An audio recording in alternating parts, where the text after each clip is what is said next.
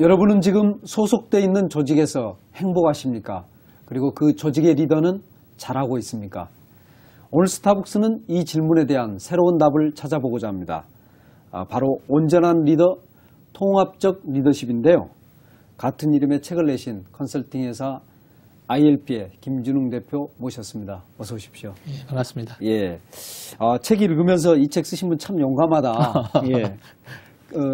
기존 리더십하고 굉장히 다르거든요. 예, 다릅니다. 예. 그리고 또 어떻게 보면 우리가 쉽게 도달하기 어려운 내용이기도 하고요. 네네. 예. 그냥 일반 쉬운 좀 자기 개발서를 쓰시지 그러셨어요. 그렇게 된다면 상당히 잘 팔리겠죠. 예. 근데 그런 팔리는 책을 쓰고 싶진 않았었고요. 예. 그동안에 이제 리더십에서 다루는 여러 가지 그 모델들에 대해서 제대로 된 그 원리에 맞는 책이 좀 나와야 될 것 같다는 생각이 많이 예. 들었습니다. 지금 이제 서점에 가보면 보통 이제 성공 시나리오들이 굉장히 많아요. 그렇죠. 성공 예. 시나리오들이 많고 또 성공을 하게 되면 굉장히 행복해질 거라는 그런 메시지들이 굉장히 많은데 실제로 그 성공한 사람들이 최근에 자살을 많이 하지 않습니까? 그렇죠. 뭔가 좀 허전한 예. 구석이 있는 거죠. 맞습니다. 예. 그리고 이제 성공에 대해서도 좀 사람들한테 다르게 해보게 할 필요가 있겠다. 그리고 이게 인간 성장에 관련된 문제인데 예. 이게 그냥 어떤 한 개인의 경험이나 이런 데서 기반한 그런 어떤 그 성공 시나리오보다도 뭔가 인간이 보편적으로 성장해가는 길이 있지 않겠는가. 예. 그런 부분에 대한 어떤 탐구가 좀 이루어지고 예. 원리에 맞는 뭐 한 사람의 슈퍼스타가 신문지상에 등장해서 그 사람한테 포커스가 되고 그 사람이 하는 행동이 리더십의 하나의 모델인 양 이렇게 이야기되는 것보다는 인간의 성숙, 발달 과정 또 이게 그 과학적인 원리에 맞는 그런 형태의 바람직한 제시가 좀 필요하겠다 예. 그런 생각이 들었습니다. 그래서 예. 책을 한번 써봤죠. 예. 이 책대로 실행하면 정말 사람이 완전히 달라집니까? 그럼요. 그런 의문이 계속 들었거든요. 그럼요. 예. 예. 어떤 과정이 있을까요? 우선 좀 간략하게 말씀해 주시면. 가장 크게는 예. 이 성공에 대한 개념이 달라진다는 겁니다. 예. 성공이란 말을 꼼꼼히 뜯어보면 무엇을 성취한다는 개념도 있습니다. 그러나 진짜 성공은 이 성취라는 개념보다 더 한 단계 수준이 높은 이 마음 상태의 변화를 이야기합니다. 예. 예를 들면 그게 만족이라는 거죠. 삶에 대해서 만족이라는 거죠. 물론 성취도 굉장히 중요합니다만은 인간이 살아가는 데서 성취도 중요한 것입니다만은 심지어 성취가 없다 하더라도 인생을 만족하고 살 수 있는 길은 많습니다. 게다가 성취가 이루어지면서 만족까지 이루어지면 훨씬 더 바람직하겠죠. 그렇죠. 예, 예. 예, 그런 변화가 예. 있을 수가 있습니다. 조직도 그럼 함께 변한다 이렇게 볼 수 있습니까? 물론이요.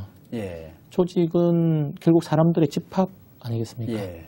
집합이고 그 매 한 사람들이 어떤 성숙도를 가지고 있느냐의 종합, 게다가 거기서 사람들의 관계의 어떤 그 미묘한 이 파장 이런 것들이 어떤 조직 문화를 형성하게 되고 그 조직 문화의 결정체가 결국은 이 조직의 성숙도라고 볼 수 있을 텐데 분명히 사람이 달라지면 예. 조직이 하는 행동이 달라질 겁니다. 예. 그래서 조직이 만들어낸 성과들도 분명히 달라질 수 있다는 것이 예. 실제로 뭐 여러 가지 데이터로 검증이 될 수 있고요. 현재까지로 보면 뭐 이런 통계가 있습니다. 그 내부 경쟁을 굉장히 지향하는 그런 조직이 있고 협동을 지향하는 조직이 있습니다. 그 조직 중에 보통은 경쟁을 열심히 해서 뭔가 이렇게 성과가 날 수 있는 구조로 인사 시스템을 만들거나 하는 조직이 우선은 성과가 클 것 같이 보이지만 통계적으로 보면 대부분 조직 내 협동을 강조하는 그런 문화를 가지고 있는 조직이 훨씬 더 성과가 높습니다. 예. 그건 이미 많이 연구된 자료들이 있습니다. 그렇군요. 예. 책의 제목이 이제 온전한 리더, 통합적 리더십 이렇게 돼 있는데 사실은 온전한 리더란 용어도 독자들한테는 낯설고 예. 통합적 리더십도 맞습니다. 낯선 이야기거든요. 그래서 온전한 리더가 어떤 리더를 말하는 겁니까? 예.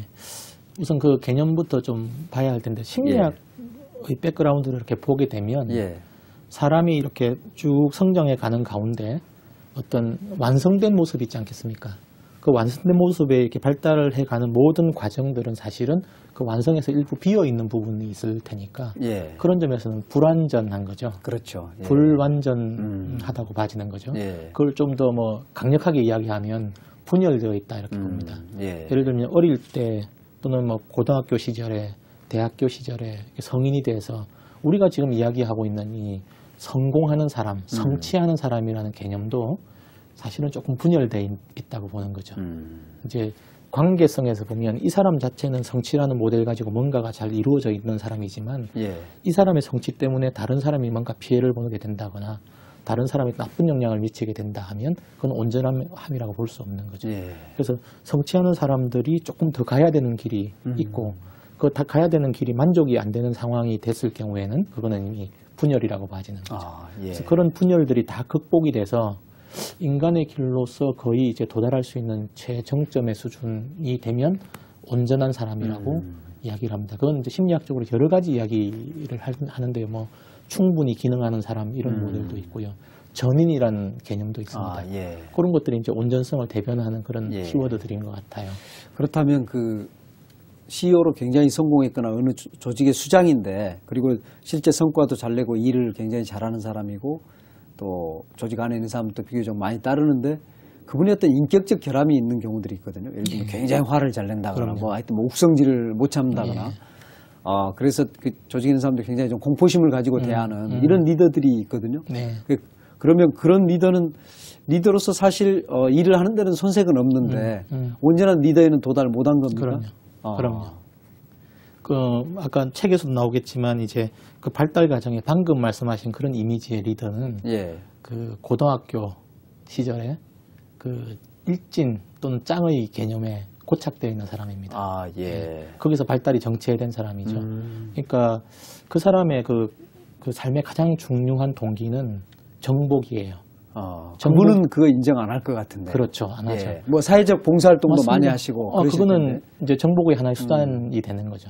예. 그래서 기본적인 어떤 그 무의식적인 그 욕구들은 그 정복에 관련된 욕구들입니다. 그리고 정복에 관련됐으니까 뭘 해야 되는가 하면 싸움을 해야 해요. 싸움을 해서 이기는 것이 성취라고 보는 거죠. 예. 물론 힘이 세기 때문에 그 성취는 당연히 일어납니다. 그러나 그게 정당한지는 한번 살펴봐야 됩니다. 예를 들어 그 수준에서 고착되어 있는 이 자아 수준을 가지고 있는 사람이 이제 물론 크게 성공할 수 있습니다. 그랬을 때 나타나는 것들은 이제 힘의 경연장이 되기 때문에 그런 분들은 보통 이제 자기가 주변에 있는 이 세상을 전쟁터로 만들어버리죠.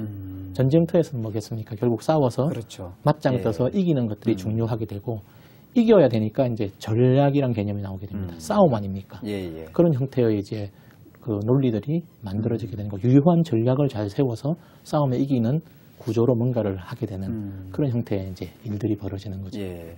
기업 안에서 경영 전략, 우리 이제 전략이란 말 참 많이 씁니다. 이제 경영 자체가 거의 뭐 전쟁 같은 상황이니까요. 그러면 말씀하시는 그런 어떤 통합적 리더십 또 온전한 리더는 전략을 사용하지 않습니까? 그 부분은 이제 포함하면서 초월한다는 개념인데요. 예. 우리는 그 야수와 같은 성격도 우리 DNA에 있습니다. 우리가 옛날 조상 때부터 살아오지 않았겠습니까? 그러면서 동물하고 뭔가 이렇게 맞서서 살아가기 위해서는 이 감정 처리가 동물이 왔을 때 내가 빨리 피하거나 맞서거나 하는 것들이 굉장히 중요했을 겁니다. 예. 그런 것들뿐만 아니라 그게 이제 우리 인간으로서 습성들인데요. 어릴 때부터 이렇게 발달되어 오는 모든 과정에 그런 것들이 이제 우리한테 훈련이 돼서 성장하게 됩니다. 싸움꾼의 자아는 버려야 될 자아가 아니라 포함하면서 초월해야 될 자아가 되는 거죠. 그것과 동시에 이제 싸움꾼의 자아를 넘어서서 어떤 사회 제도에 순응을 한다거나 아니면 이 성공하는 사람의 모델, 성취에 관련된 것도 충분히 준비가 되어 있어야 온전한 자아로 넘어갈 수가 있는 거죠. 그러네요. 역사적으로 보면 과거에 우리가 이제 공산주의 이런 얘기를 많이 합니다만은 공산주의가 실패한 이유도 바로 그런 거라고 봅니다.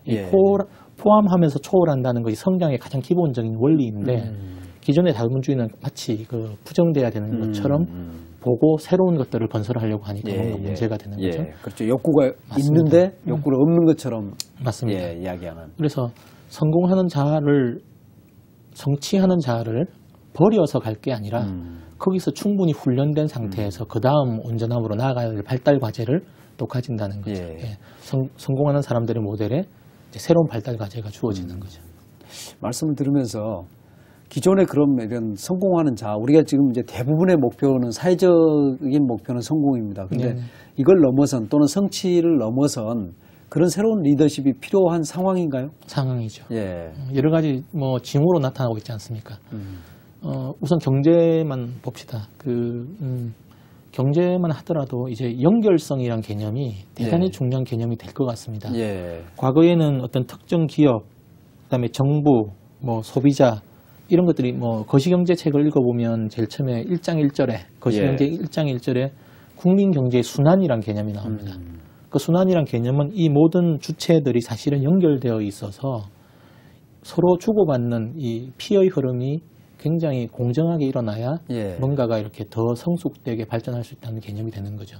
그런데 어떤 특정 기업이 굉장히 과도하게 커져서 여기서는 이익이 굉장히 많은 구조로 뭔가가 만들어져서 효율이 극대화되고 뭔가 생산성이 높아지고 하는 구조가 되지만 이게 커지면서 다른 것들이 고사하게 된다고 하면 이제 그때부터는 이 피의 흐름에 굉장히 문제가 생기는 거죠. 그런 연결성들이 이제 점점 인식이 되고 있는 상황이기 때문에 지금의 사회말로 정말 중요한 어떤 그런 뭐 고민해봐야 될 예. 시기가 오지 않았나 싶습니다. 아, 예. 새로운 사회가 오고 있다. 이제 이런 책 앞부분에서 그런 부분들을 많이 말씀하셨거든요. 새로운 리더십의 필요성으로.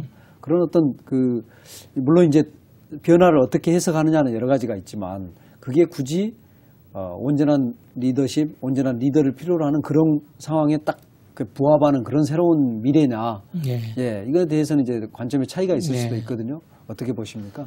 하나는 이제 사람들의 그 생각의 흐름이 변화하고 있다는 것일 거고요. 예. 하나는 또 이제 그 물적 기반이 좀 변화하고 있다는 것일 것입니다. 우선 물적 기반 얘기를 조금 해보면 우선은 이제 자본주의 여러 가지 문제가 생기고 있지 않습니까? 예, 예. 가장 크게는 금융위기가 도래해서 지금 엄청난 파장이 일어나게 됐고 예. 이게 회복 불가능할 거냐 아닐 거냐 뭐 저는 잘 모르겠습니다만은 이런 큰 문제가 세계 여러 사람들한테 아주 심각한 문제를 줄 수 있겠다라는 그런 경고가 지금 주어지고 있지 않습니까?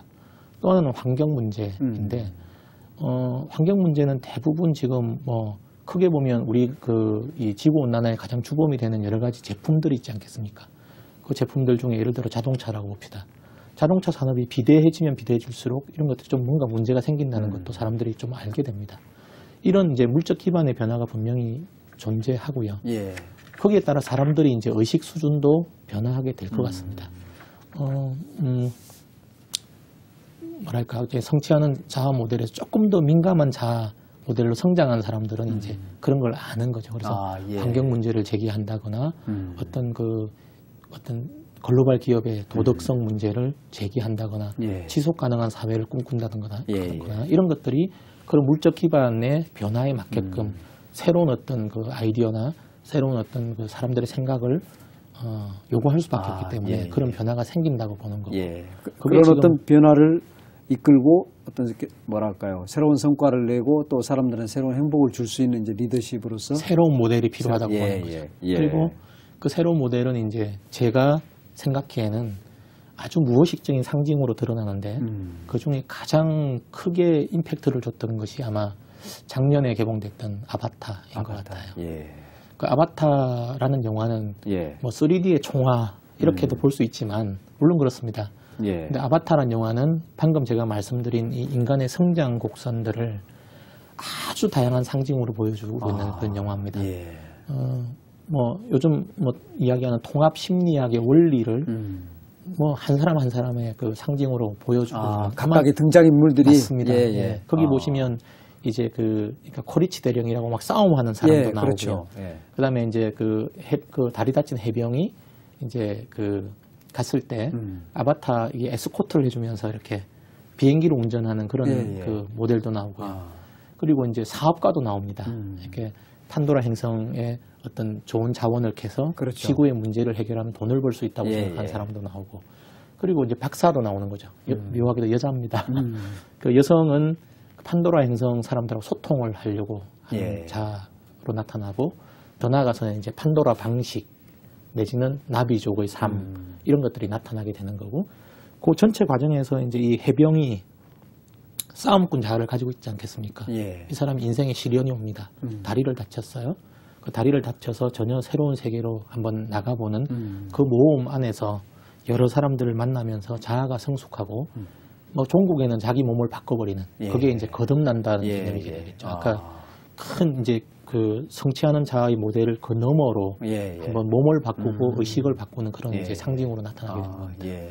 그런 메시지가 아마 영화 제작자는 의도하지 않았겠지만 아마 무의식적으로 지금 인류에게 그런 부분이 지금 나타나야 한다는 시그널로 이렇게 작동이 되고 있는 것 같고 그게 이제 아마 모든 사람들한테 그렇죠. 반향을 일으키게 되는 것 같아요. 그렇죠. 그러니까 거기에 대한 사람들이 엄청난 반향을 보이는 것도 우리한테 필요한 뭔가를 보여주는. 그 발달 욕구가 예. 잠재적으로 있고 예. 그런 부분들이 건드려지기 때문에 무의식적으로 그 영화에 대해서 이제 굉장히 그 잔사를 보내게 되는 거죠.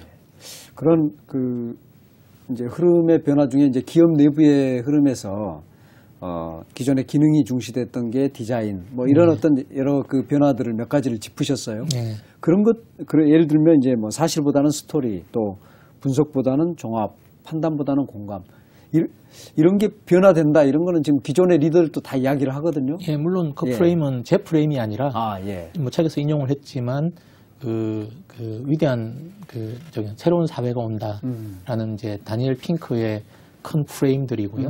그 프레임들은 유효한 것 같습니다. 그럼 그거 자체가 어떤 새로운 리더십을 정말 요구하느냐 아니면 기존의 리더십으로도 감당할 수 있느냐 이걸 또 한 번 더 좀 확인해 보고 기업 싶습니다. 얘기를 잠깐만 더 해볼까요? 기업은 기본적으로 사람 간의 관계 아니겠습니까? 조직이니까요. 그 중에서 가장 큰 관계는 고객하고의 관계일 겁니다. 그리고 종업원하고의 관계겠죠. 기업과 종업원의 관계, 기업과 고객하고의 관계. 고객하고의 관계를 한번 따져보면 고객하고의 관계를 맺는 수준들이 있는 것 같아요.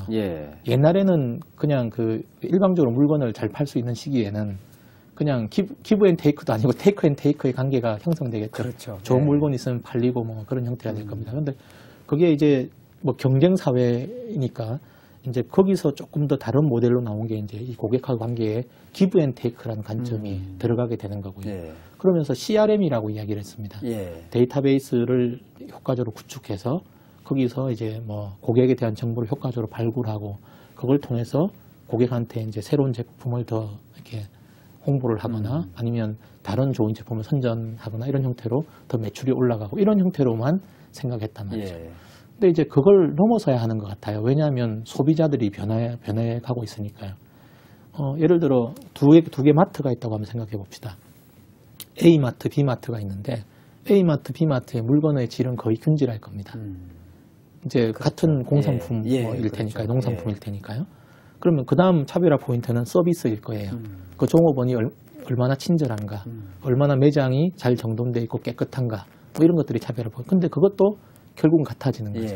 그러면 그 다음 할 수 있는 일은 어느 조직이 사회를 위해서 제대로 하고 있는가일 겁니다. 예를 들면 A 조직 같은 경우에 내가 이 조직에서 물건을 사면 그 마트의 이익이 어떤 특정 주주한테로만 간다거나 어떤 뭐 그렇게만 된다면 굉장히 문제가 될 겁니다. 또 여기서 내가 물건을 샀을 때 이 물건이 환경에 문제가 된다면 굉장히 문제가 될 겁니다.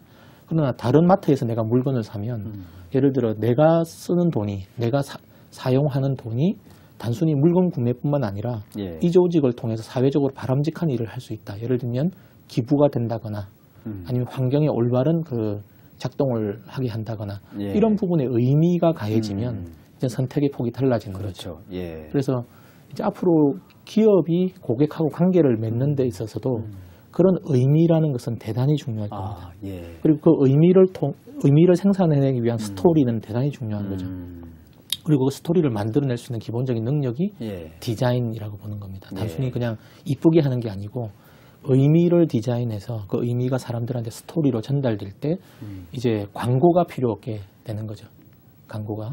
그래서 오히려 광고 비용이 줄어들기 때문에 그만큼을 사회적으로 또 돌려놓을 수도 있는 거고 그런 또 변화들이 이제 시작될 수 있다고 봅니다. 종업원하고도 마찬가지죠. 종업원하고도 그냥 예전에는 이제 노사 분규라는 게 있지 않겠습니까? 분규가 일어나는 가장 중요한 원인은 뺏고 뺏기는 전쟁을 하기 때문에 그렇죠. 그러나 이게 이제 합리성을 기반으로 해서 효과적인 계약을 맺습니다. 정확한 어떤 공개적인 경영을 하고 거기에 관련돼서 그 듀딜리전스를 하고 이런 형태로 서로 혜택을 나누어 갖기도 하고 이런 형태의 기브 앤 테이크 관계가 되다가 더 나아가서는 이제 종업원들이 자원봉사자처럼 행동하는 그런 어떤 관계가 만들어질 수도 있을 거라고 봅니다. 저는 뭐 물론 제가 있던 조직 중에 한 조직도 그랬습니다. 제가 있던 조직도 한 조직은 정말 그 단계까지 가 있는 조직인 것 같아요. 아, 그래요? 급여 예. 수준이 경쟁사보다 낮습니다만 예. 굉장히 종업원들은 헌신적입니다. 그 이유는 의미가 있기 때문에 그런 거죠. 그걸 조금 더 구체적으로 직접 이제 경험하신 거니까 좀 더 구체적으로 말씀해 주시면 좋을 것 같습니다. 의미가 있다는 게 어떤 건가요? 의미가 있다는 것은 그 크게 봐서는 사람의 길로 맞다라는 거죠. 누가 더 인간을 존중하는가. 아, 예. 예를 들면 우리 기업에서 일을 했을 때 나오는 생산품들이 이 사회적으로 얼마나 더 유용하게 쓰이는가. 아, 예. 또 우리가 만나는 그 직장 안에서의 선배, 후배들의 관계가 얼마나 더 인간적으로 진실한 관계인가. 이런 것들이 이제 차별화되기 시작하는 거죠. 예. 그 안에서 일을 배우고 삶을 단련시킨다는 것이 결국은 뭐 월급을 더 받는 것보다는 훨씬 더 중요하다라고 예. 이 같이 합의가 되고 형성이 되게 되면 공감대가 형성되면 아주 놀랄만한 열정들이 만들어지게 되는 거고 예. 실제로 일을 굉장히 열심히 합니다. 예. 그 조직은. 그 조직 안에서 그렇게 헌신하는 그런 뭐 예를 들면 중간 관리자랄까요? 네. 최고 이제 탑 리더가 아니어도 그런 사람들은 이제 조용한 영웅이다. 책 속에서 이렇게 표현했거든요. 물론 이 책에서 말씀하시는 그런 온전한 리더는 그런 분들을 다 포함하는 겁니까? 포함하면서 예. 이제 그분들이 앞으로 미래의 주도 세력이 되면서 이제 예. 온전성을 더 지향하는 그런 형태로 조직 나아갈 전체가 겁니다. 이제 온전해지는 네네. 예, 그렇게 되네요. 어떻습니까? 이 책 속에서 이제 언급하신 스타 CEO들이 왜 실패하는가 이런 말씀을 하셨거든요. 예. 이제 그게 이제 의식 발달로 보면 그 사람들은 대부분 어치버라고 이야기하면 성취하는 사람 모델을 가지고 있고 예. 어치버의 그 기본적인 이 그 발달 수준은 과학 이성주의입니다. 아, 예. 과학 이성주의는 특히 중요한 게 숫자죠. 숫자는 대단히 엄밀합니다. 그래서 그 이분들이 가지고 있는 기본적인 그 기업의 성과 지표들이 있어요. 그게 이제 매출이라든지 이익률이 되겠죠. 예. 그래서 뭐 미국의 사례에서 이제 아까 그 스타 CEO의 몰락이라고 그랬는데 대부분 인기가 있었던 그 많은 그 CEO들이 실패를 했습니다. 그 중에 하나는 단기간 내에 그 사람들이 지향하는 매출과 이익을 만들기 위한 뭔가 방법을 써야 되는 거죠. 예. 그 중에 하나는 우선 매출이 크게 되는 방법은 뭐 열심히 일을 하는 것도 있겠지만 가장 크게는 큰 회사를 사면 됩니다. 예. M&A가 일어나는 그렇죠. 거고. 그다음에 또 이익을 낼 수 있는 가장 중요한 방법 중에 하나는 뭔가 스키즈를 하면 됩니다. 그 중에 사람도 굉장히 들어가는 거겠죠. 그런 방식으로 키우고 줄이니까 언뜻 보기엔 숫자가 굉장히 크게 나오는 예. 것처럼 보입니다. 그러나 그거는 이제 그 마치 중학생들을 고등학생 되라고 이게 목을 당기는 것과 똑같은 효과가 만들어지는 거고 그럼 디스크가 오겠죠. 네. 그런 것처럼 이제 조직의 건강성을 해치게 됩니다. 그래서 말년이 되면 조금 더 시간이 지나게 되면 이제 성과가 떨어지게 되고 조직 구성원들로부터 뭔가 반대가 일어나게 되고 네. 이런 형태의 그 문제들이 생기기 때문에 이제 결국은 성과도 낮아지게 되는 그런 상황이 오게 되는 거죠. 그러면 결국은 이제 그런 성과 지향이 지속되지 않는 끝이 안 거죠. 좋은, 예, 예. 그러네요. 지속되지가 않네요. 예, 아까 예. 우리 성과라고 했을 때 제일 마지막에 있는 그 지속성이 예. 떨어지게 되는 겁니다. 그렇네요. 이제 결국은 새로운 리더십이 필요하다는 말씀인데요. 그럼 말씀하신 어떤 통합적 리더의 상, 또 온전한 리더의 상을 지금 현재 구현하고 계시는 분이 있을까요? 많습니다. 예. 많고 그 여러 사례를 들 수 있지만 예. 가장 뭐 대표적인 사례로 알려진 사례는 사실은 그 방글라데시에 있는 그라민 은행을 이끄는 유누스 총재라고 저는 생각합니다. 예.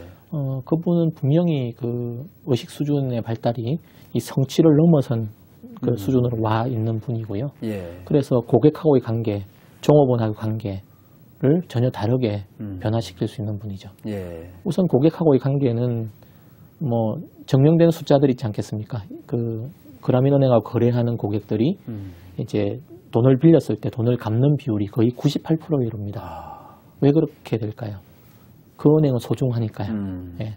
그 은행에 돈을 빌려서 단지 그 경제적인 거래 관계를 형성하는 게 아니라 예. 삶의 의미를 형성하는 관계로 고객 관계가 만들어지는 거고 네. 그러면 고객은 은행으로부터 분리되어 있는 하나의 엔티티가 아니라 이 은행 속에 들어가 있는 커뮤니티로 작동하게 됩니다. 예. 그랬을 때 뭐 광고비라든지 고객을 유치하기 위한 다양한 비용들이 줄지 않겠습니까? 예. 그만큼이 이제 이익으로 나타날 수가 있는 거죠. 종업원하고 관계는 어떨까요? 그라민 은행에 예를 들어 취직해서 일을 하는 사람과 예. 뭐 보통 미국의 상업은행이나 어떤 기업은행에 취직해 일을 하는 사람이 회사에 대해서 어떤 컨셉을 가지고 있을까요? 보통 뭐 미국 은행에 다니는 사람들은 내가 유능하고 네. 그 유능성을 발휘할 수 있는 자리이고 그러니까 그 은행과 거래를 맺어서 뭐 돈을 많이 벌고 그런 관계였으면 좋겠다고 생각할 네. 겁니다. 근데 아마 그라민은행에서 일을 하는 대부분의 사람은 아마 나는 자원봉사를 하고 있지 않을까라고 생각할 것 같습니다. 예, 그렇죠. 자기 조직을 내가 자원봉사를 해야 될 조직이라고 의미를 설정하는 그런 관계와 예. 서로 뭐 경제적으로 주고받는 어떤 그 거래의 관계에서 최선을 다하는 그런 관계 형성 사이에 어느 누가 더 퍼포먼스가 높고 예. 더 몰입을 하게 되고 더 충성심을 보이게 될까요? 저도 회사에서 인사부서에 있었지만 인사에서 제일 중요한 문제가 사람들한테 매력적인 뭔가 오퍼를 해서 예. 좋은 사람들이 회사를 오게 하는 게 제일 첫 번째이지 않겠습니까? 그렇죠. 미래 회사를 선택하는 기준이 이제 급여 수준이 다 똑같다고 한다면 어디를 선택하겠습니까? 내가 그 집단에 소속했을 때 인간적인 성장을 더 기할 수 있는 그런 의미 있는 조직일 것 같다라는 것이 중요한 판단 기준이 될 것 같습니다. 예, 네. 그렇네요. 자, 이제 보통 사람이 온전한 리더가 정말 될 수 있는지에 대해서 한번 좀 말씀을 나눠보고 싶은데요.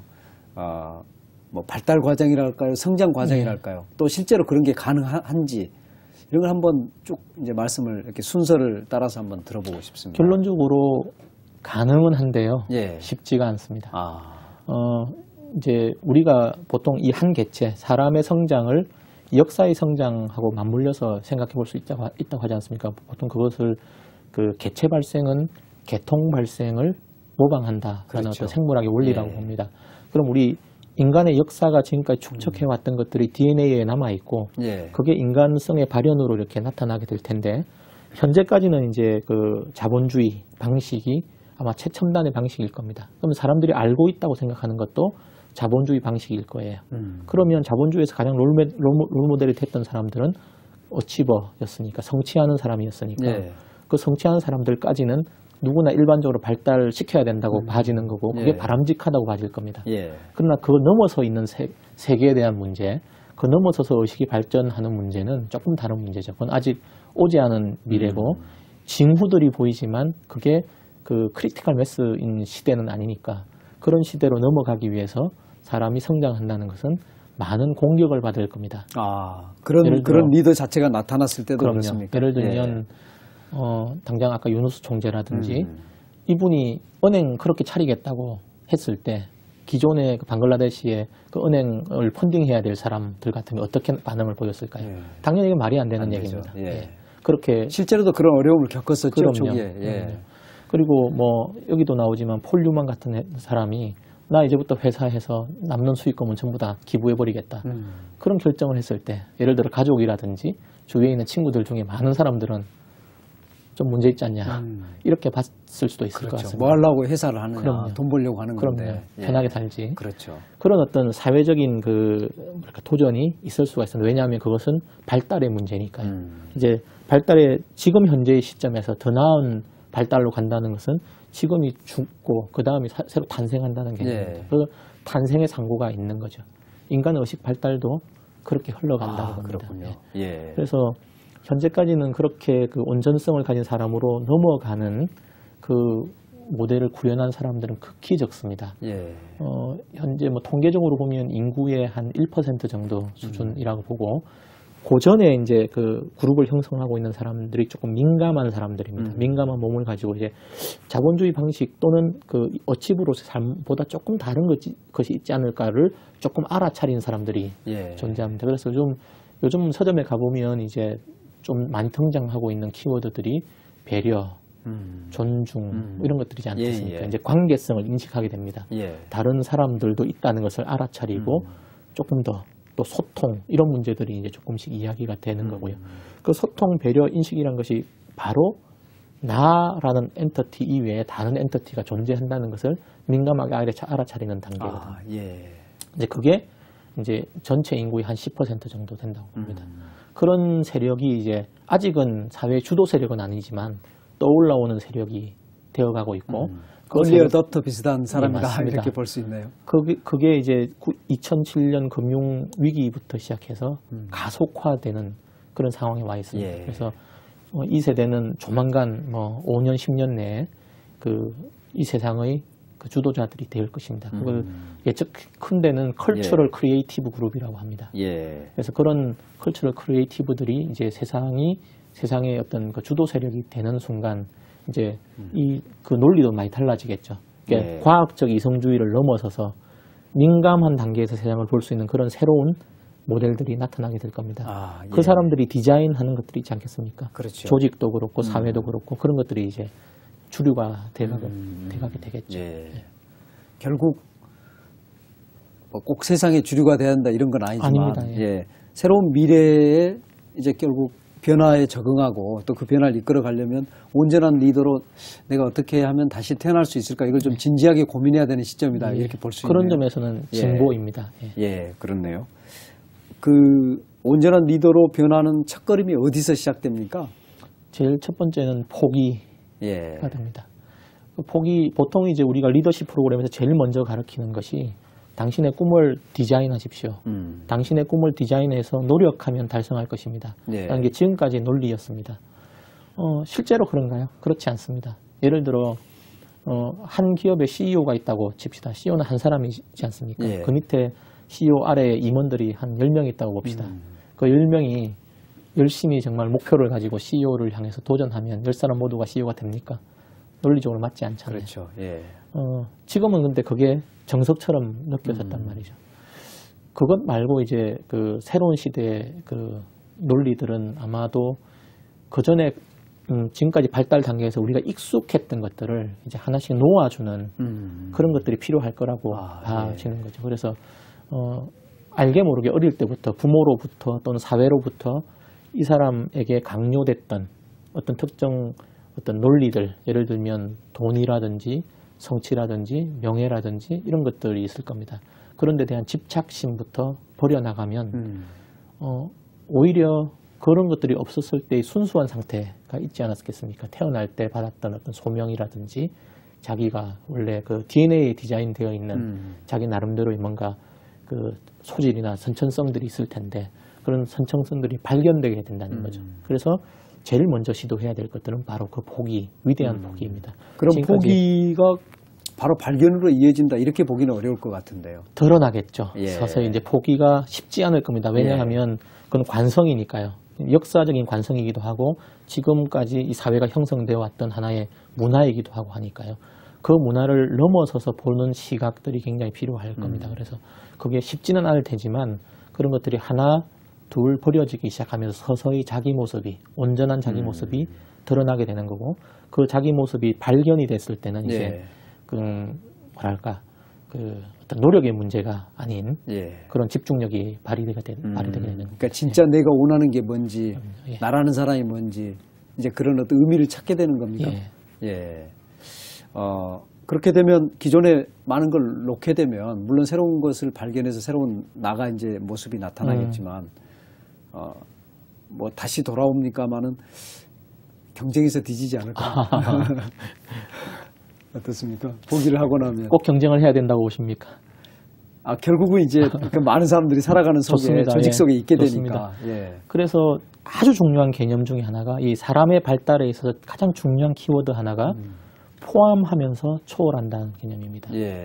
그 유능성을 내가 버린다고 하는 것이 내 몸에서 내가 가지고 있는 지금까지의 어떤 유능성을 없애버린다는 뜻이 아니겠죠. 그게 집착하지 않는다는 뜻이겠죠. 예를 들면 당장 돈 문제만 하더라도 그렇습니다.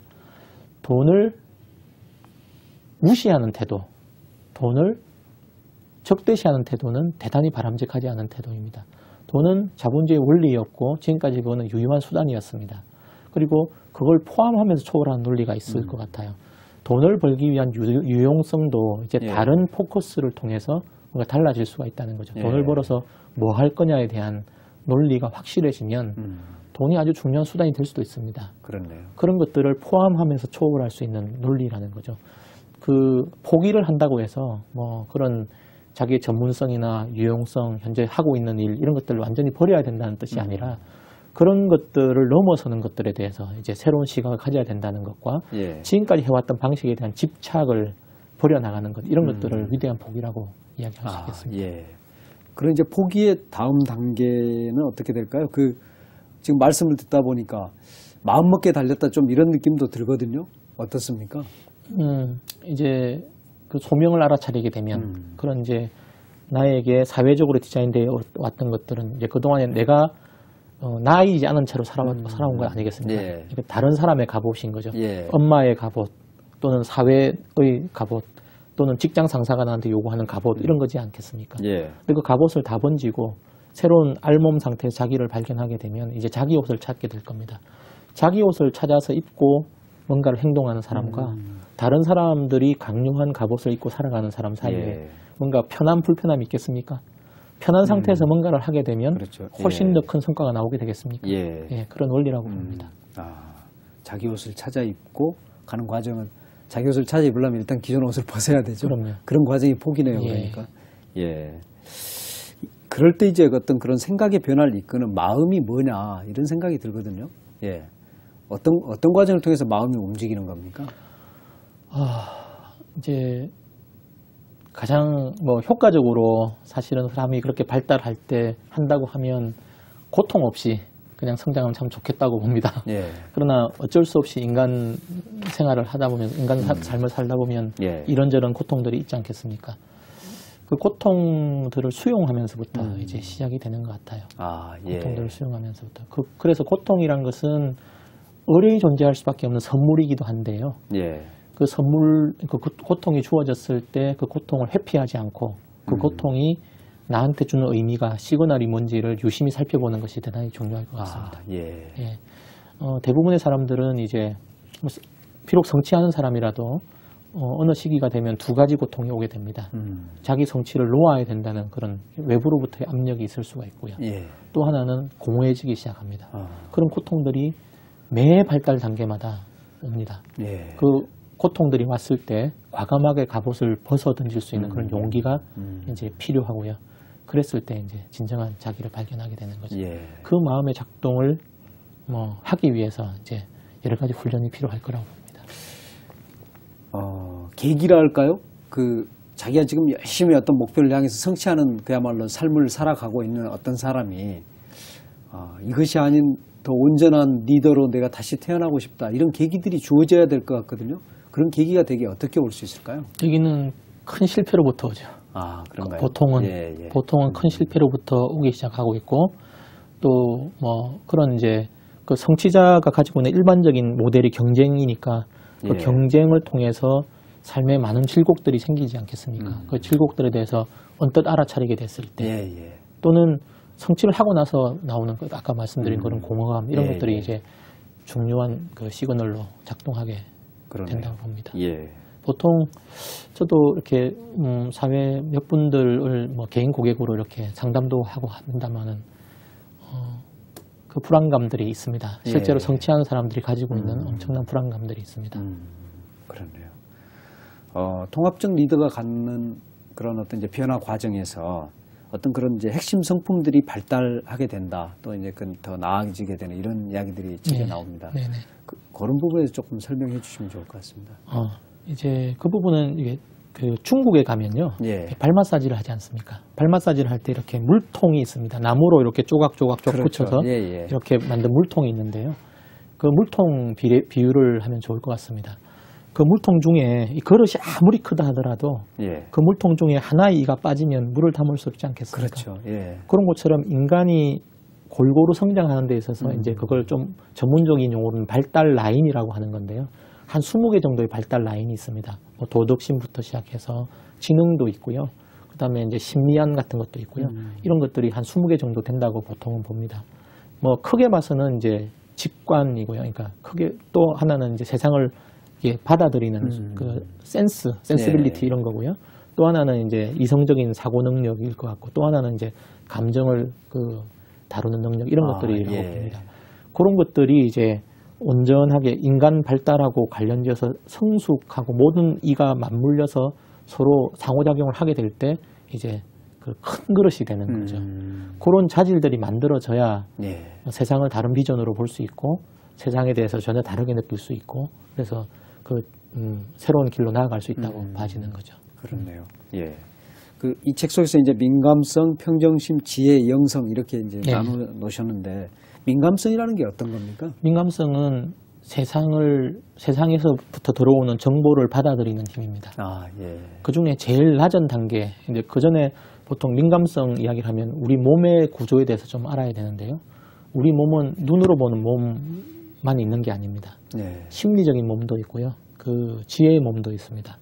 이 세 가지 몸을 발달하면서 경험하게 되는데 보통 사람들이 고착되어 있는 게 자기 그냥 육신이에요. 그렇죠. 육신에서 바라보는 세상. 예를 들면 내 눈으로 지금 현재 보고 있는 것이 리얼리티라고 생각하는 것이 아마 일반적인 내용일 겁니다. 그러나 우리가 민감성을 발달시키면 이게 육체에서 심체로 또는 지혜의 몸으로 이렇게 바뀌게 됩니다.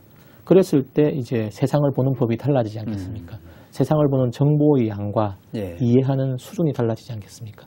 그런 것들이 이제 민감성에 관련되는 것들이죠. 예를 들면 사람하고 대화를 한다고 칩시다. 우리는 귀로 듣습니다. 근데 이 육체의 귀는 단순히 음성의 떨림밖에 듣지를 못합니다. 그러나 마음의 귀로 듣게 되면 이 사람이 어떤 상태인지를 우리가 민감하게 알아차릴 수 있지 않겠습니까? 맞습니다. 더 나아가서는 이 사람이 이야기하는 의미조차도 알아차릴 수 있습니다. 그게 지혜의 귀가 되는 거죠. 그런 것처럼 눈도 마찬가지고 손도 마찬가지입니다. 그런 세 가지 몸이 발달하면서 그것도 이제 아까 그 자아의 발달하고 관련되어서 발달하게 되면서 조금 더 넓은 세상을 인식할 수 있는 힘이 생기는 거죠. 그러니까 세상을 보는 인식 능력이 확대되고 이전에 보지 못했던 것을 볼 수 있는 힘이 생길 때 비로소 이제 변화가 온다. 이렇게도 생각이 드네요. 평정심은 어떻습니까?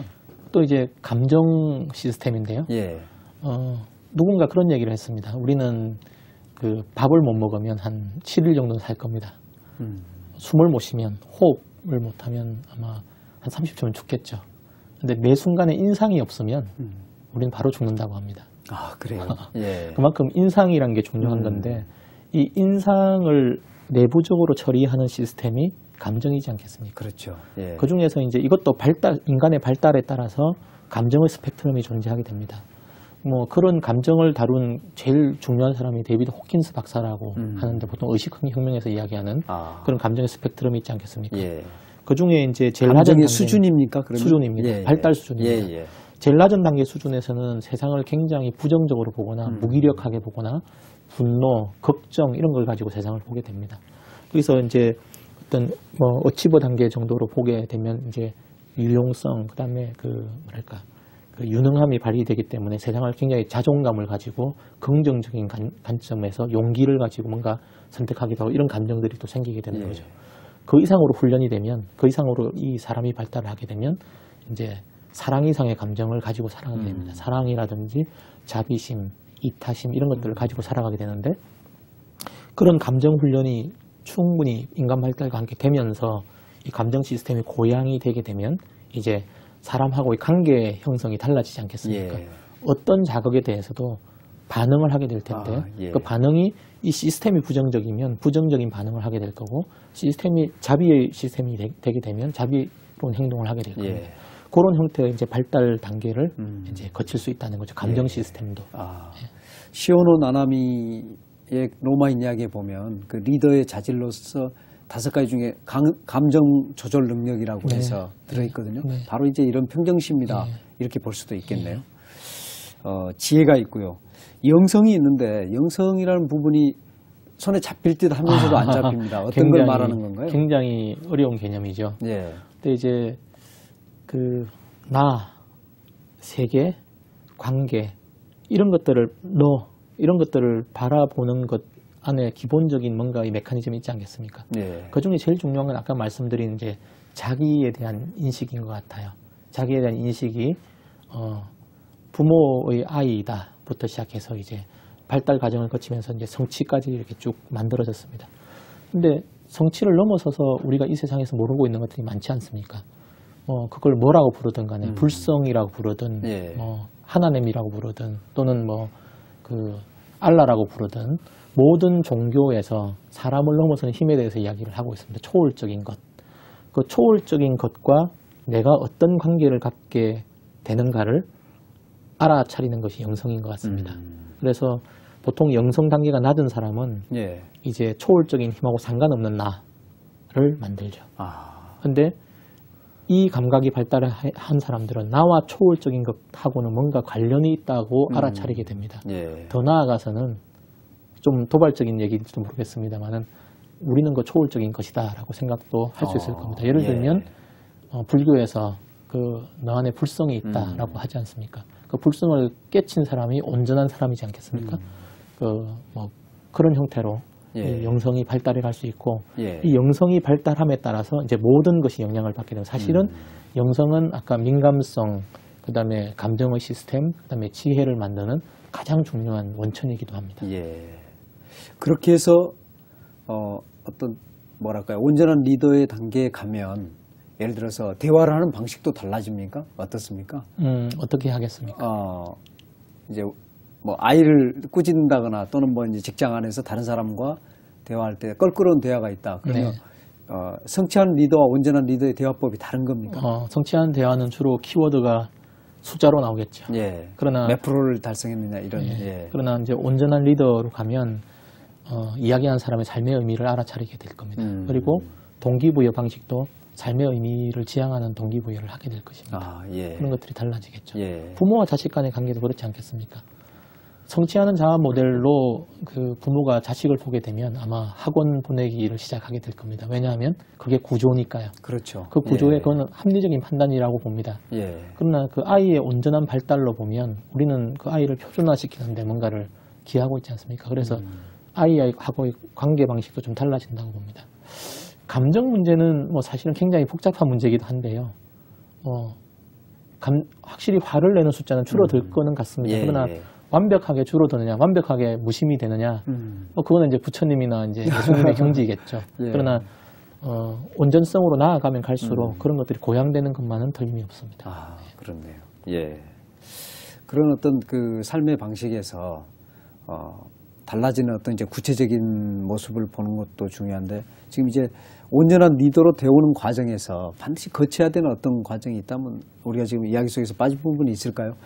제가 지금 계속 궁금한 게 그런 어떤 이제 변화의 계기를 맞아서 온전한 리더로 성장해 가는 과정에서 이런 과정들을 반드시 거치면 그렇게 갈 수 있다. 이런 부분이 아직도 조금 덜 잡히는 듯한 이런 느낌입니다. 다시 요약을 하면 아까 포함하면서 초월합니다. 그래서 그 발달 로정에 있는 그러니까 예를 들면 힘을 가진 나로부터 또 사회에 순응하는 나, 그다음에 성취하는 나, 민감하는 나 이런 모든 과정들을 적극적으로 수용해야 합니다. 적극적으로 수용하면서 그 단계에서 필요한 것들을 충분히 숙달을 하고 그 다음으로 넘어가는 것이 굉장히 중요한 것 같습니다. 그래서 마치 이제 제가 이 책을 썼을 때는 이 성취란 문제를 굉장히 부정해야 될 것처럼 보이기 쉬운데요. 절대 그런 개념은 아닙니다. 충분히 마스터한 사람은 그 다음으로 나아갈 과제를 새롭게 받는다 이렇게 생각하면 좋을 것 같고요. 또 하나는 이 성취하는 모델에서 실패한 사람들도 많지 않겠습니까? 1%가 성공한다 그러면 99%가 실패인데 그 실패라고 성공과 실패의 개념으로 이걸 보지 말고 어떤 발달 과정에서 보면 성취하는 자아에서 그 다음 자아로 넘어가야 될 또 다른 찬스나 신호로 봐주면 어떨까 싶습니다. 그래서 과정으로 보는 게 참 중요하겠다 생각이 들고요. 끝으로 이제 김진웅 대표님께서 우리 독자에게 사실은 새로운 개념 아니겠습니까? 통합적 리더십 또는 온전한 리더라는. 그래서 이 책을 어떤 방식으로 읽었으면 좋겠다 이런 말씀을 좀 해주시면 시청자분들한테 도움이 될 것 같습니다.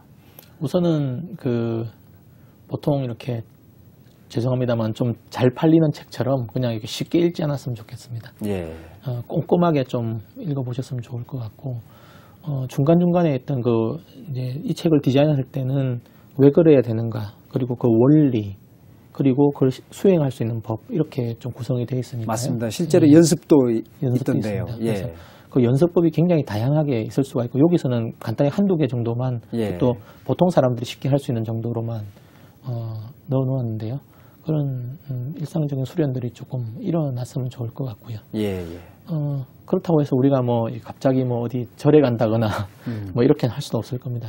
일상생활에서 우선 자기가 하는 일들을 굉장히 즐겁게 했으면 좋을 것 같아요. 그리고 또 대부분은 부모와 자녀 관계를 가지고 있을 테니까 집에서 자녀와의 관계를 조금 더 온전하게 갖는 노력들부터 좀 시작이 되고 그랬으면 좋을 것 같습니다.